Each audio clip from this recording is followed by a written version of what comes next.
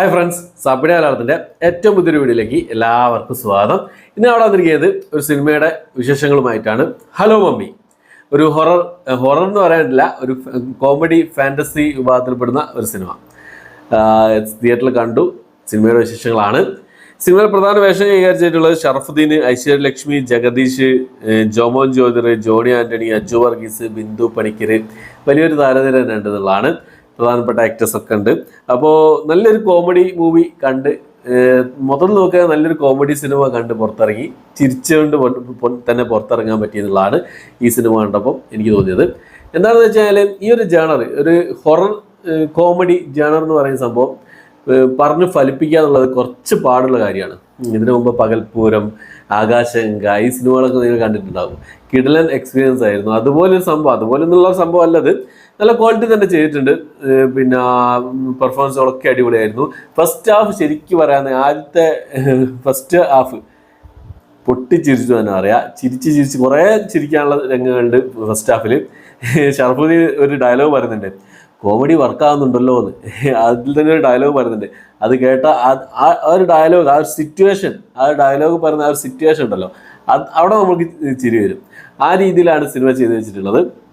First half പൊളിയായിരുന്നു, കിടിലം first half ആയിരുന്നു, എനിക്ക് നല്ലപോലെ ഇഷ്ടപ്പെട്ടു. പക്ഷേ സെക്കൻഡ് ഹാഫ് എത്തിയ സമയത്ത് ഒന്ന് ഡൗൺ ആയി എന്നുള്ളതാണ്. പ്രത്യേകിച്ച് ക്ലൈമാക്സിലേക്ക് എത്തുന്ന സമയത്ത് കുറച്ചുകൂടി ഒന്ന് നന്നാക്കാമായിരുന്നു എന്നുള്ളൊരു തോട്ട് എനിക്ക് തോന്നിയിരുന്നു.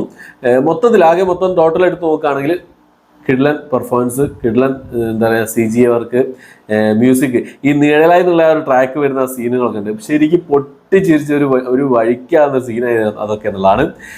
നീഴലായി നീ തഴുകി വരുന്നൊക്കെ പറഞ്ഞാൽ ആ ട്രാക്ക് ഉണ്ടല്ലോ, അത് സൂപ്പറായി തന്നെ ചെയ്തിട്ടുണ്ട് എന്നുള്ളതാണ്.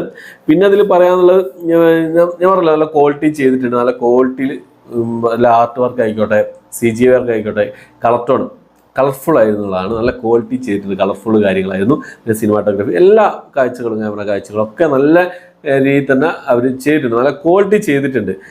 സിനിമയുടെ സംവിധായകൻ ആദ്യത്തെ സംവിധാന സംരംഭമാണ് ഈ സിനിമ എന്നുള്ളതാണ്.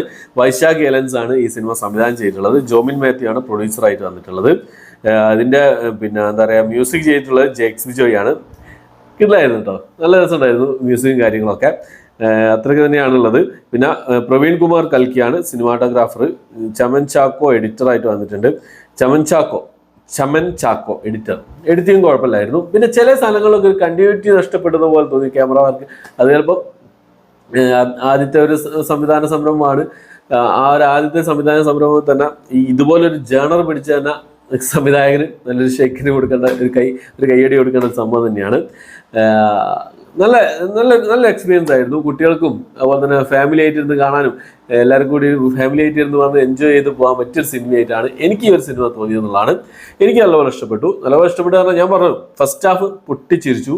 സെക്കൻഡ് ഹാഫിൽ വരുന്ന സമയത്ത് ആ ഒരു ഗ്രാഫ്, ഇങ്ങനെ പോയ ഗ്രാഫ് ലേശം താഴോട്ട് ഡൗൺ ആയി എന്നുള്ളതാണ്. പക്ഷേ ക്ലൈമാക്സിലേക്ക് എത്തുന്ന സമയത്ത് ഒന്നും പിന്നെന്തായാലും മുകളിലേക്ക് ഗ്രാഫ് പോകുമെന്ന് വിചാരിച്ചു. പക്ഷേ ക്ലൈമാക്സിൽ അത് സാധിച്ചില്ല അവർക്ക് എന്നുള്ളതാണ്.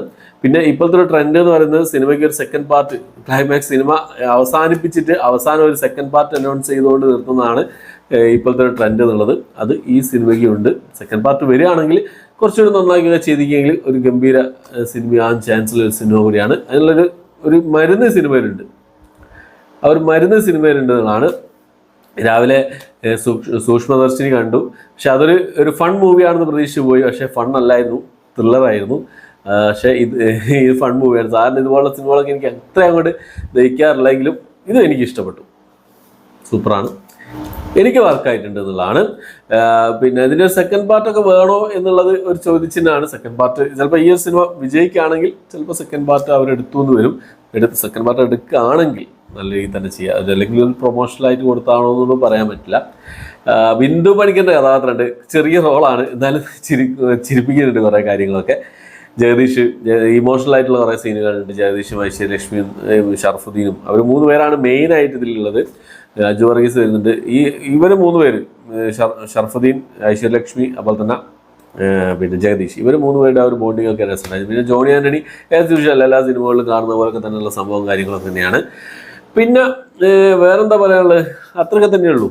പിന്നെ നല്ല ഷറഫുദ്ദീനെ കാണാൻ നല്ല ഭംഗിയുണ്ടായിരുന്നു. അതുപോലെ തന്നെ ഐശ്വര്യലക്ഷ്മിനെ കാണാൻ നല്ല ഭംഗിയുണ്ടായിരുന്നുള്ളതാണ്. ആ ഒരു കളർ ടൂൺ, നല്ലൊരു കളർ ടൂൺ ആയിരുന്നുള്ളതാണ്. നല്ല കളർഫുൾ ആയിട്ടുള്ള സംഭവം, നല്ല ക്വാളിറ്റി ചെയ്തിച്ച് ഞാൻ പറഞ്ഞല്ലോ. കണ്ടു നോക്കുക. കണ്ടവരുണ്ടെങ്കിൽ നിങ്ങളുടെ അഭിപ്രായങ്ങൾ കമൻറ്റ് ബോക്സിൽ നിർബന്ധമായും രേഖപ്പെടുത്താൻ ശ്രമിക്കുക. ഓക്കെ, അപ്പം ഇത്രയാണ് വീഡിയോ. എൻ്റെ വീഡിയോ ഇഷ്ടപ്പെട്ടെങ്കിൽ ലൈക്ക് ചെയ്യുക, ഷെയർ ചെയ്യുക, സബ്സ്ക്രൈബ് ചെയ്യാൻ മറക്കാതിരിക്കുക. പുതിയൊരു വീഡിയോ ആയിട്ട് വരുന്നവരേക്കും